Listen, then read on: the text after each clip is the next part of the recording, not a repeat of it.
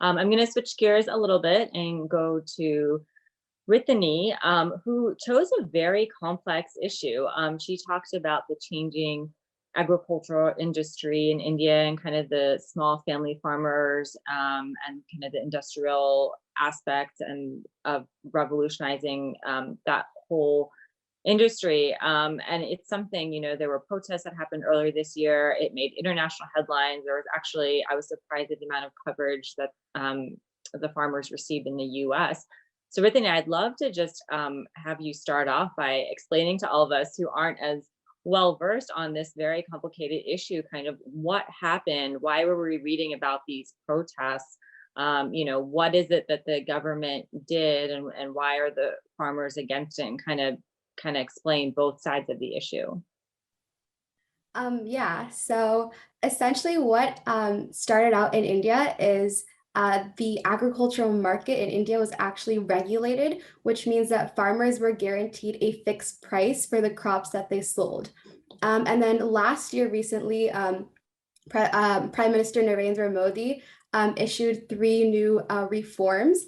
And instead of having a regulated market, he actually made it unregulated. So farmers, instead of having a fixed market price for their crops, they essentially their income was dependent on where they sold their crops to and how much they sold it for. So they were not guaranteed a fixed price at all, which means some days they might have sold a large amount of crops, and other days they might not have sold even like a single amount of crops. So that really made a severe impact, had a severe impact on these farmers. And so the only option they had was to protest, because the government was not listening to them.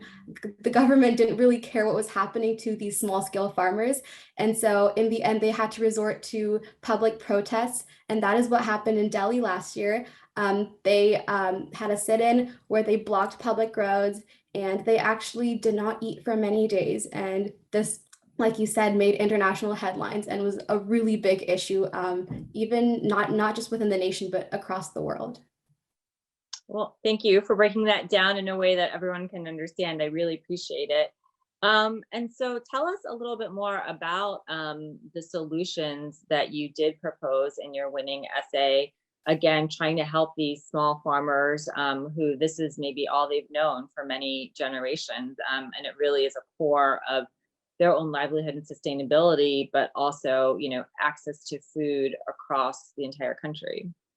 Yeah, so one solution or one plausible solution is agri-infrastructure. And so agri-infrastructure, for those of you who are not familiar with the term, is the implementation of reliable infrastructure for producing and transporting and storing agricultural product. And so it's very important that farmers are able to make profit from the crops and food that they grow.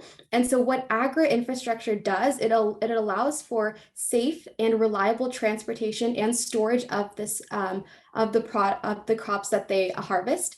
And so this ensures that farmers are able to sell their crops at any time. What has happened is before, due to the lack of this necessary infrastructure, farmers immediately had to sell their crops right after they harvested it. And now with this implementation of agri-infrastructure, it allows them to store their crops for longer periods of time until they can find a better person to sell their crops to. And this gives better rates for farmers. And another important aspect of this agri-infrastructure solution is that it also educates and retrains farmers that have been dispossessed from their land. And this is actually a really important topic because there is this transition from small scale farming to this corporatization model of agriculture. And so what has happened is these businesses have actually been seizing land from farmers for their own personal gain. And so that dispossesses farmers from their land. And so retraining and re-educating these farmers and opening up more job opportunities is really helpful for those farmers in India, and it decreases unemployment rates. And another thing is we here in the US are living in a very technologically advanced nation. And that is something that maybe a couple of people have been taken for granted, but it is something that we should be really thankful for. And we really understand this value of automation and infrastructure because that is what we are surrounded by all the time. And so what I proposed is having these teams of engineers and architects in the US to develop these infrastructure models that they can then be implemented in different regions in India, starting with like small farming land and then working our way up to larger farming land. Well, that's really fascinating. And I'm sure none of us here knew that much in detail kind of about the industry and kind of some of the solutions that I think would be really helpful to keep some of these smaller family farms intact. It's interesting. I feel like the US could potentially benefit from that too, because as you said, everything is industrialized. There's a lot of GMO out here, and at the same time everyone wants to be healthier and eat organic. And so there is this shift between kind of family owned versus big business. So thank you for being so thoughtful and so thorough with your response.